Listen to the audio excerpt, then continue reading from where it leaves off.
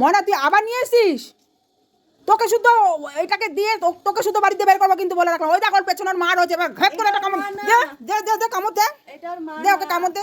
তোর তোর দিনের দিন ঢং বেড়ে যাচ্ছে কিন্তু মনা। এই জামা কাপড় সব ছেড়ে দেবো, ঘরে ঢুকবি হাত ধুয়ে। নামা মনা, নামা শিগগিরি। এটা ওর মা না।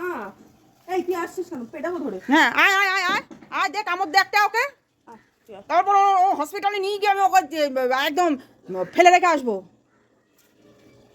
মনা ঘরে নিবি না নিবি না নিবি।